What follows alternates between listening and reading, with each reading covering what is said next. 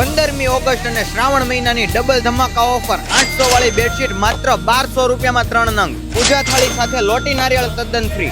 6 ડબ્બા સાથે 6 તપેલીનો સેટ તદ્દન ફ્રી, એ પણ આજીવન ગેરંટી સાથે.